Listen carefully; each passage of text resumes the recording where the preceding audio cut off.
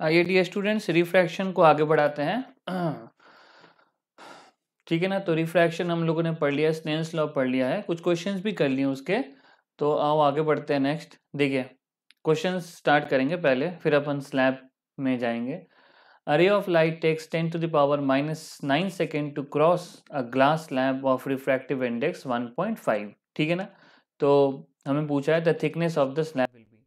तो मान लेते हैं बच्चों कि ये हमारा स्लैब है, और इस स्लैब को जो रे ऑफ लाइट है, ये मान लीजिए कि इसकी थिकनेस x है जो कि हमें निकालना है, और इसको पार करने में रे ऑफ लाइट लगा रही है, जो टाइम है वो है 10 to the power minus 9 second. कितना है? 10 to the power minus 9 seconds. और इसकी जो रिफ्रैक्टिव इंडेक्स है ये है 1.5। ये बिल्कुल सिंपल एक मैथमेटिक्स फॉर्मूले से हो जाएगा, जो कि अपन क्लास 7-8 में पढ़ते हैं कि डिस्टेंस इक्वल्स टू होता है स्पीड इनटू टाइम। मान लेते हैं स्पीड लाइट की v है और टाइम t है। ये डिस्टेंस x निकालना है। स्पीड ऑफ द लाइट आपको पता है, किसी भी मीडियम में speed of the light mu times कम हो जाता है। ठीक है। तो अगर हम लोग इसको कैलकुलेट करें तो c है 3 into 10 to the power 8। Mu अगर अपन देखें तो 1.5 मतलब 3/2, और टाइम देखें तो 10 टू द पावर माइनस 9। तो ये 3 से 3 कट गया, तो x इक्वल हो गया 0.2 मीटर। ठीक है ना। बहुत ही बेसिक सा और बहुत सिंपल और अच्छा क्वेश्चन। तो एक बार और ट्राई करिएगा इसको। चलिए नेक्स्ट क्वेश्चन में आगे बढ़ते हैं। देखिए बच्चों, नेक्स्ट क्वेश्चन क्या है। The time taken by a monochromatic light, the time taken by a monochromatic light to travel a distance in air is 9 into 10 to the power 6 second. The time taken by the light ray to travel the same distance in water of refractive index इतना। ठीक है ना। तो यहाँ पे distance same है और हमें टाइम निकालना है। तो डिस्टेंस मान लीजिए ये x बराबर x लिख देते हैं। ठीक है ना। अब ये वैक्यूम में है, तो वैक्यूम में आपको पता है स्पीड ऑफ द लाइट होती है c, और टाइम यहाँ पे लिखा हुआ है 9 इंटू 10 टू द पावर 6 - 6। और यहाँ पे मान लीजिए वेलोसिटी ऑफ लाइट है v। v आपको पता है c बाई म्यू हो जाएगा, म्यू है 4/3। और मान लीजिए जो टाइम निकालना है वो t है। तो ये 3 से ये 3 कट जाएगा, और ये c से ये c जाएगा। तो t बराबर कितना आ जाएगा? 12 into 10 to the power minus 6 second. और आपको पता है 10 टू द पावर माइनस 6 को माइक्रो कहते हैं, तो ये है 12 माइक्रो सेकेंड। ठीक है ना। तो ऑप्शन नंबर सेकेंड यहाँ पे मैच करेंगे। चलिए नेक्स्ट क्वेश्चन की तरफ आगे बढ़ते हैं। देखिए नेक्स्ट क्वेश्चन क्या बोल रहा है। A beam of light is partially reflected and partially refracted from a surface. The angle between the reflected and refracted is 90 degree. If the angle of refraction is 30, find the angle of incidence. बहुत easy. ऐसा question last day भी हम लोगों ने किया था, है ना। तो ये मान लीजिए हमारा सरफेस है, और ये हमारा नॉर्मल है। मान लीजिए कोई रे ऑफ लाइट ऐसे आई, मान लीजिए कि कोई रे ऑफ लाइट ऐसे आई। ठीक है। तो वो बना के रिफ्लेक्ट हो जाएगी, और मान लेते हैं ये ऐसे रिफ्रैक्ट हो रही है। ठीक है। अब ये हो गया हमारा एंगल ऑफ इंसिडेंस, तो ये भी एंगल ऑफ इंसिडेंस बन जाएगा। ये 90 डिग्री दिया हुआ है, और रिफ्रैक्शन 30 डिग्री दिया हुआ है। तो ये स्ट्रेट लाइन है, आप इसे कॉमन सेंस लगा सकते हो कि I प्लस 90 प्लस 30 बराबर 180 होना चाहिए। तो I बराबर हो जाएगा 180 माइनस 120, जो कि हो जाएगा 60 डिग्री। तो यहाँ पे जो सही ऑप्शन मैच हो जाएगा वो फर्स्ट वाला हो जाएगा। चलिए नेक्स्ट क्वेश्चन करते हैं। देखिए नेक्स्ट क्वेश्चन क्या है। A glass slab of thickness 4 centimeter contains the same number of waves, तो वेव नंबर सेम है, as 5 centimeter of water when both are transversed by the same monochromatic light. Refractive index of water 4/3 है, तो उस कांच का refractive index क्या होगा। देखो यहाँ पे हम बताते हैं क्या हो रहा है। ये ग्लास का स्लैब है जिसकी रिफ्रैक्टिव इंडेक्स हमें निकालनी है, और ये पानी का स्लैब है जिसका रिफ्रैक्टिव इंडेक्स यहाँ पे नंबर ऑफ वेव्स n है, यहाँ पे भी नंबर ऑफ वेव्स n है क्योंकि सेम नंबर ऑफ वेव्स बोला है।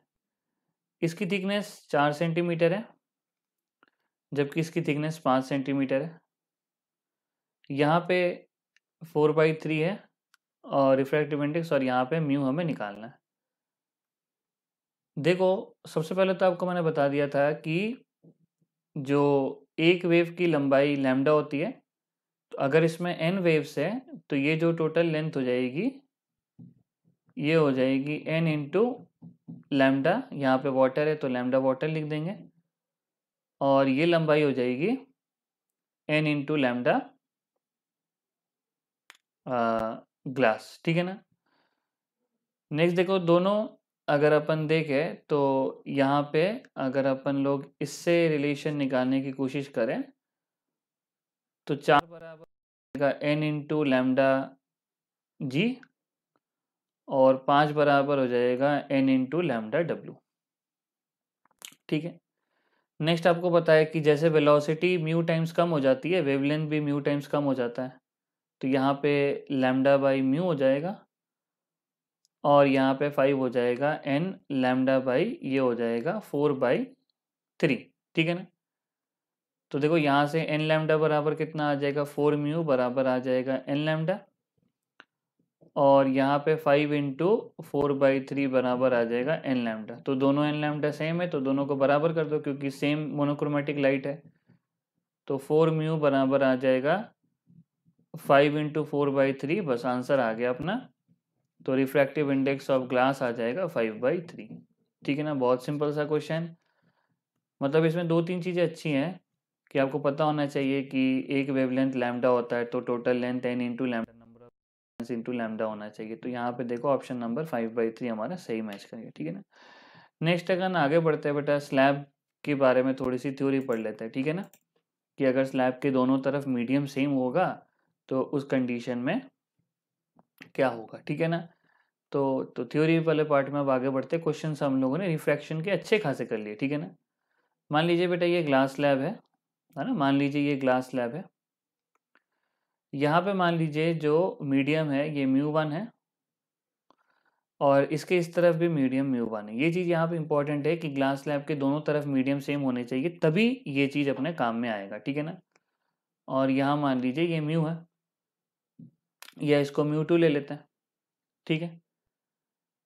और ऊपर वाला जनरली अपन AL लेते हैं, ठीक है ना, ऊपर वाला AL लेते हैं हम लोग जनरली। तो यहाँ पे मान लीजिए कि कोई रे ऑफ लाइट यहाँ पे इंसिडेंट हो रही है, ठीक है ना, नॉर्मल बना लेते हैं। तो कोई रे ऑफ लाइट अगर यहाँ पे इंसिडेंट होगी from rarer to denser medium तो it will bend towards the normal, ठीक है ना। तो ये रेयरर से अगर डेंसर मीडियम में हो रहा है तो it will bend towards the normal, तो हम इसको थोड़ा सा नॉर्मल की तरफ बेंड कर देते हैं। और फिर डेंसर से रेयरर में होगा तो it will bend away from the normal. तो एक बार और नॉर्मल बना लेते हैं जिससे कि हमारा एटलीस्ट डायग्राम थोड़ा अच्छा बन जाए देखने में, ठीक है ना। तो ये मेरा बन गया अवे फ्रॉम द नॉर्मल। तो अब अगर अपन बनाते हैं तो हम ऐसे अवे फ्रॉम द नॉर्मल बनाएंगे। तो आप इस डायग्राम से एक चीज़ नोटिस कर पाओगे कि जो इंसिडेंट रे है और जो रिफ्रैक्ट और जो मतलब जो रे बाहर निकल रही है इसको अपन इमर्जेंट रे बोलते हैं। ये दोनों रे एक दूसरे के पैरेलल है, ठीक है ना।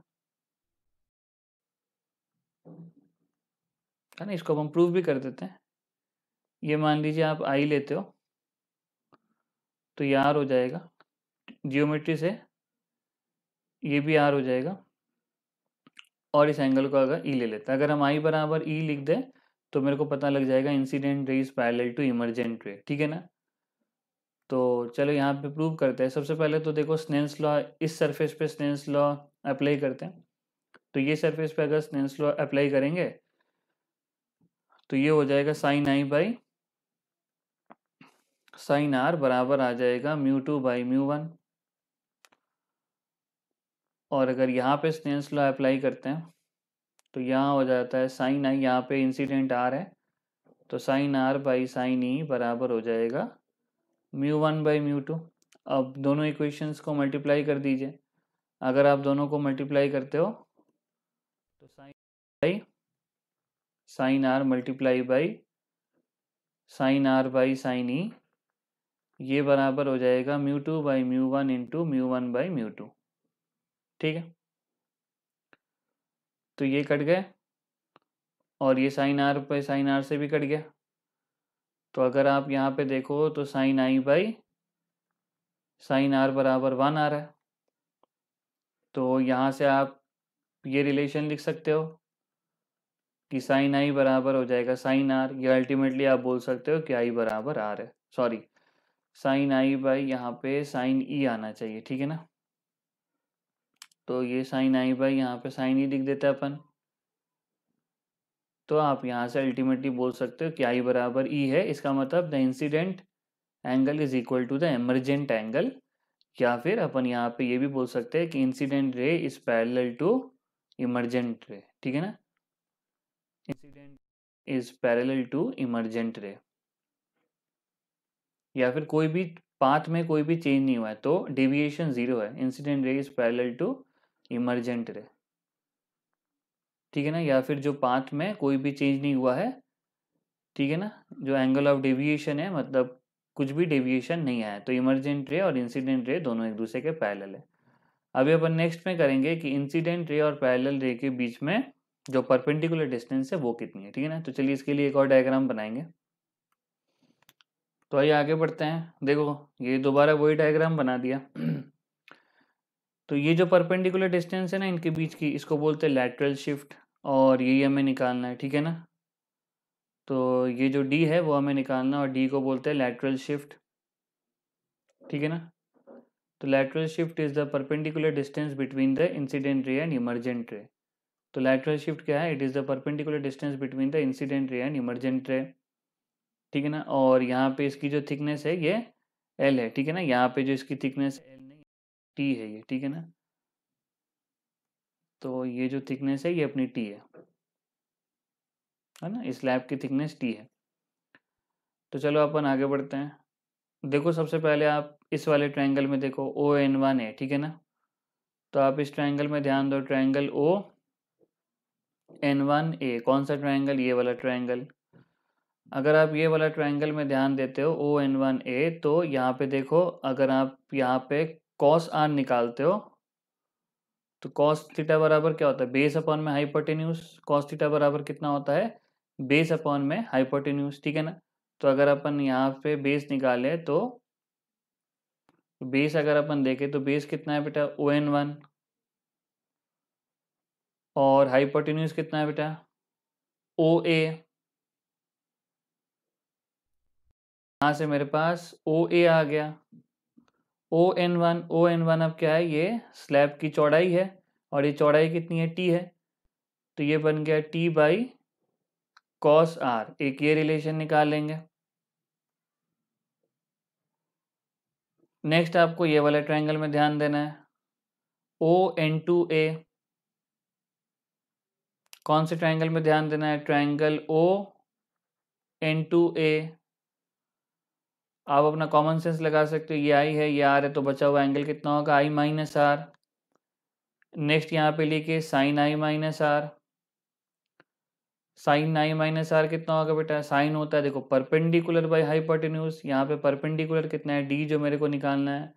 हाइपोटेन्यूज कितना है बेटा? OA, जो पहले से निकाल के रखा हुआ है। ठीक है ना, मान लीजिए अगर बोर्ड में आता है तो आप कर दोगे आराम से। बाकी नीट वाले के लिए लास्ट फार्मूला याद रखना है, नीट और जेई वालों के लिए। तो डी कितना आ गया? OA into sine r. OA कितना है? T बाई कॉस आर, और साइन I माइनस आर यहाँ पे लिख दो। ठीक है ना, साइन I माइनस आर। तो ये फार्मूला आपको याद होना चाहिए। तो इनके दो इमर्जेंट और जो इंसिडेंट रे के बीच में जो परपेंडिकुलर डिस्टेंस है लैटरल शिफ्ट, वो है T into sine I minus r by cos r. T sine I minus r by cos r. याद कर लो, T sine I minus r by cos r. T sine I minus r बार sine I minus r बार cos r. ठीक है ना, T sine I minus r by cos r. याद कर लो। नेक्स्ट अपन इसके ऊपर और थोड़ी सी डिस्कशन करेंगे। If the angles are very small, if the angles are very small. आपको पता है कि जब भी एंगल बहुत छोटा होता है ना, तो अपन साइन थीटा को लगभग लगभग देते हैं, टेन थीटा को थीटा लिख देते हैं, और कॉस थीटा को लगभग लगभग 1 के बराबर लिख देते हैं जब एंगल बहुत छोटा होता है, ठीक है ना। तो उस कंडीशन का अपन इस्तेमाल करेंगे, ठीक है ना। तो इस कंडीशन का अपन इस्तेमाल करने वाले हैं। देखिए बच्चों, सबसे पहले तो अपन लिखते हैं sine i by sine r बराबर होगा mu two by mu one, ठीक है ना। अब म्यू वन एयर है, इसके इस तरफ भी एयर है, इसके इस तरफ भी एयर है, तभी ये चीज़ होगी, वरना नहीं होगी। दोनों तरफ मीडियम सेम होना चाहिए, तो दोनों तरफ ए है और इसका रिफ्रैक्टिव इंडेक्स हम म्यू मान लेते हैं ग्लास का। तो sine i by sine r बराबर mu two by mu one, तो म्यू बाई म्यू वन कितना है, एयर का 1 है। तो यहाँ से हम फॉर्मूला लिखते हैं sine i by sine r बराबर mu two by mu one तो 1 है एयर का। तो स्मॉल एंगल के लिए साइन आई आई हो जाएगा और आर आर हो जाएगा और ये म्यू हो जाएगा, ठीक है ना। एक तो ये रिलेशन काम में लेके आएंगे।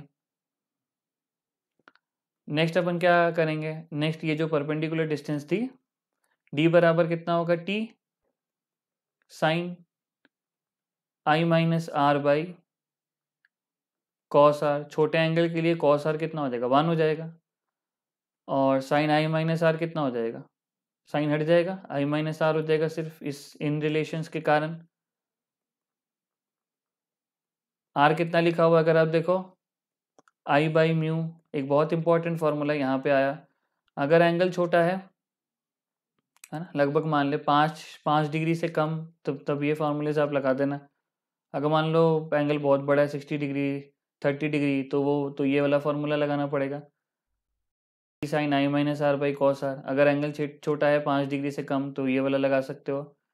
तो यहाँ से टी आई कॉमन आ गया, 1 माइनस 1 बाई म्यू, और यहाँ पे आई, ठीक है ना। तो अगर एंगल बहुत छोटा है तो ये वाला फार्मूला लगेगा, अगर एंगल बड़ा है तो T sine i minus r by cos r, और एंगल छोटा है तो T into 1 minus 1 by mu into i, ठीक है ना। ये फार्मूला लगेगा। तो ये दोनों चीज़ें आप याद रखना। और एक और बात याद रखना यहाँ पे कि दोनों तरफ मीडियम सेम होना चाहिए, तभी अपन जो इंसिडेंट रे होगी वो इमर्जेंट रे की क्या होगी बेटा, पैरेलल होगी, ठीक है ना। ये दोनों चीज़ें आपको याद रखनी है। ये एक छोटी सी थ्योरी और कर लेते हैं, एपरेंट डेप्थ और एपरेंट हाइट, बहुत इंपॉर्टेंट है ये। Apparent depth and apparent height,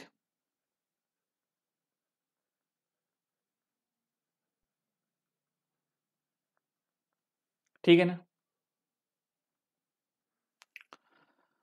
अब देखो, इसमें आपको एक हम थंब रूल बता सकते हैं, और उसके बाद अपन जो भी मतलब अगर फिश देखेगी या अगर बर्ड देखेगी तो कैसा होगा, उसके लिए हम आपको अलग भी डायग्राम बना देंगे। हमेशा याद रखना कि mu two by mu one ये बराबर होगा वी बाई यू, ठीक है ना। या फिर म्यू टू बाई बराबर होगा image distance by object distance,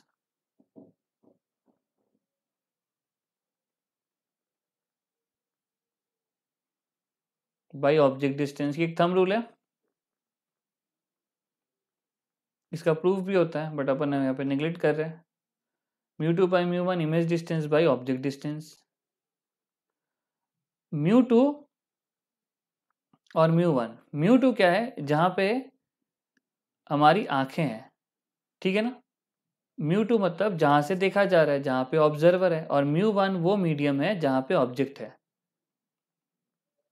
जहां पे क्या है, ऑब्जेक्ट है। बस ये चीज अगर आपको थंब रूल याद है ना, आप सारे सवाल कर ले जाओगे। अब इस थंब रूल का हम आपको एप्लीकेशन दिखाते हैं। एप्लीकेशन में अपन केस नंबर 1 पढ़ते हैं। केस नंबर 1 क्या है, मान लीजिए कि अगर ये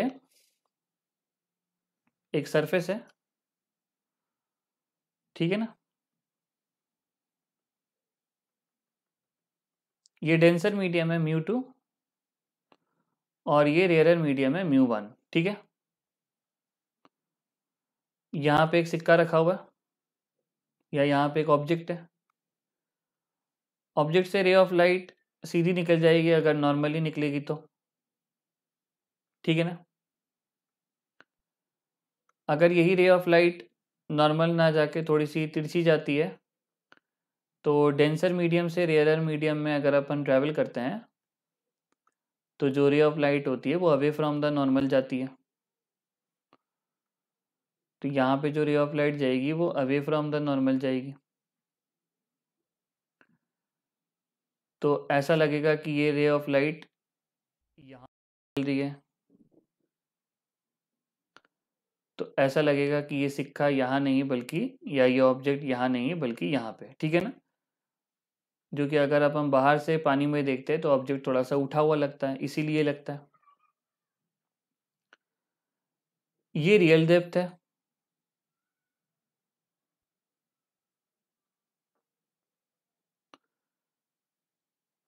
ये एपरेंट डेप्थ है, और एपरेंट डेप्थ हमेशा सरफेस से मापी जाती है, रियल डेप्थ भी हमेशा सरफेस से मापी जाती है, याद रखना, ठीक है ना।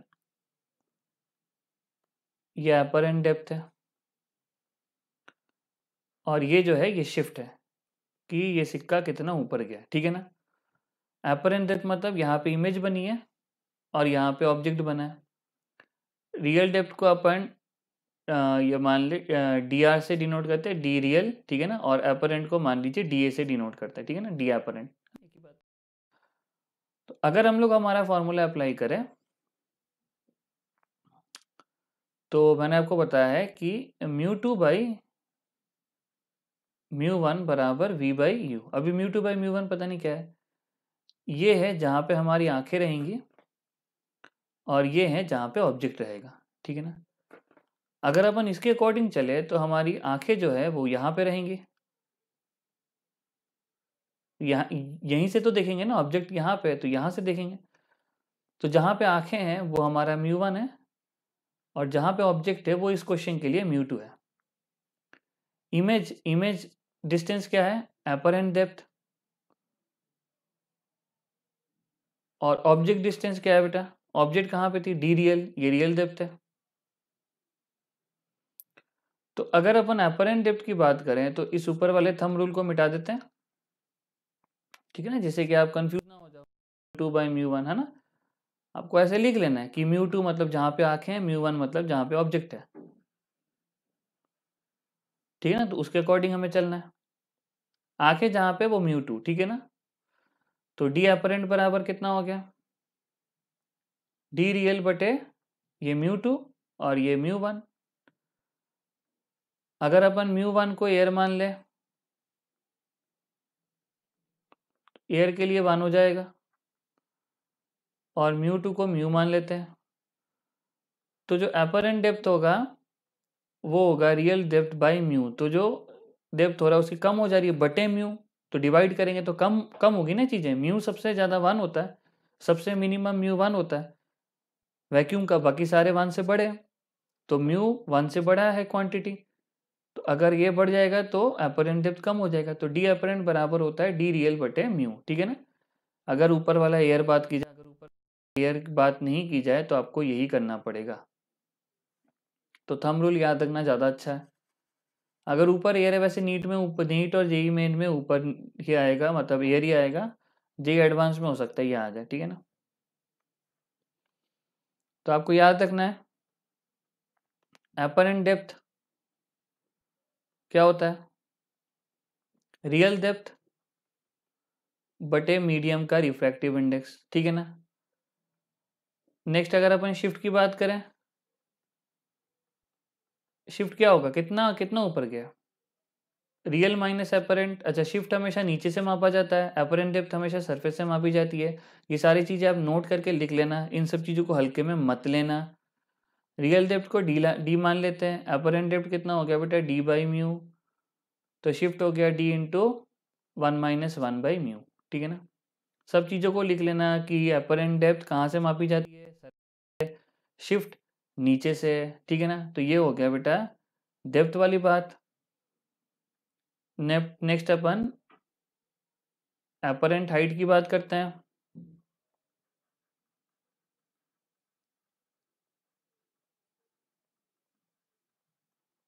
अपरेंट हाइट की बात करते हैं, तो अपरेंट हाइट की बात कैसे करेंगे?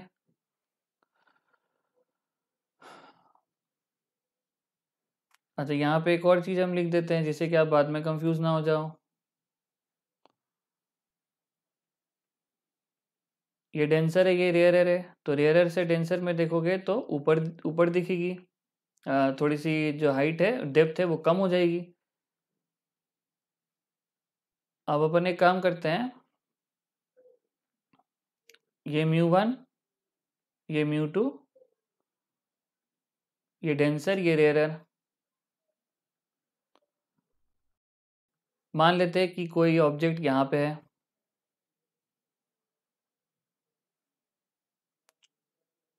कोई रे ऑफ लाइट आएगी, सीधी निकल जाएगी।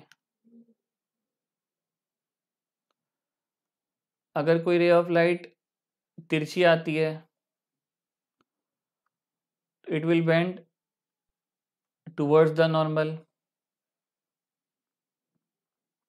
है ना। नॉर्मल ऐसे बना लेता है, अगर नॉर्मल के तरफ बेंड करेगी तो ऐसा लगेगा कि रे ऑफ लाइट कहीं यहाँ से आ रही है ना। ऐसे बना देते हैं, थोड़ा ज़्यादा ऊपर हो जा रहा है, बस यहीं तक रखते हैं ना, थोड़ा टेढ़ा लगेगा लेकिन आप समझ जाना, ठीक है ना। तो ऐसा लगेगा कि रे ऑफ लाइट थोड़ी सी ऊपर से आ रही है, लेकिन रियलिटी में ऊपर से थोड़ी आ रही है। ये है मेरी रियल हाइट,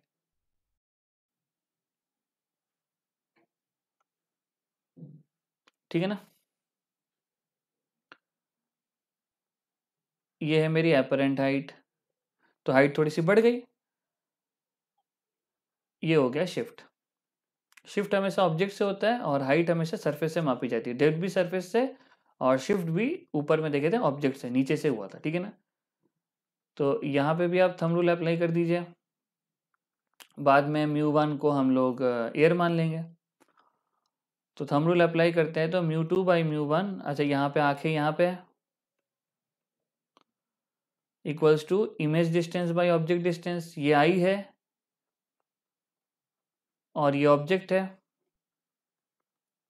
अगर यहाँ देखें तो बिल्कुल आई यहाँ बनी हो रही है, तो कुछ चेंज करने की ज़रूरत नहीं है यहाँ पे। तो μ2 बाई μ1, इमेज मतलब अपरेंट, ऑब्जेक्ट मतलब रियल, ठीक है ना। अपरेंट रियल, तो एच अपरेंट बराबर कितना हो जाएगा बेटा? H real μ2 by μ1। H real को एक काम करो, μ1 को एयर मान लो, μ2 को म्यू मान लो, तो एच अपरेंट बराबर हो गया है म्यू इंटू एच रियल। तो हाइट जो होगी वो बढ़ जाएगी, क्या हो जाएगी? हाइट म्यू टाइम्स बढ़ जाएगी। और अगर अपन शिफ्ट देखें तो अगर अपन इनको माइनस कर दें तो H apparent minus H real, तो ये हो जाएगा, एक मिनट है ना, ये हो जाएगा म्यू एच माइनस एच, तो शिफ्ट हो जाएगा एच, यहाँ पे आ जाएगा म्यू माइनस 1, ठीक है ना। तो ये सारी चीज़ें आपको याद होनी चाहिए, है ना। तो अगर अब मोटी मोटी बात करें तो डेंसर से तो रेयरन में देखेंगे तो थोड़ा सा ऊंचा दिखेगा। कितना ऊंचा मतलब कम हो गया, तो बटे म्यू कर दोगे। और अगर डेंसर से देखोगे, पानी से देखोगे, अगर मछली देखती है तो पक्षी उसको थोड़ा सा ऊपर दिखाई देगी, ऊपर मतलब हाइट बढ़ गई, तो म्यू टाइम्स उसको मल्टीप्लाई कर देना, ठीक है ना। तो ये बेटा रहा आज का क्वेश्चन, आज की क्लास। नेक्स्ट क्लास में अपन थ्योरी ही कंटिन्यू रखेंगे, टीआईआर वगैरह पूरा पढ़ लेंगे, फिर अपन उसके इनके ऊपर जो क्वेश्चन होते हैं, इनके ऊपर जो क्वेश्चंस होते हैं उनको भी कर लेंगे, ठीक है ना। तो चलिए मिलते हैं नेक्स्ट क्लास में, and God bless you all.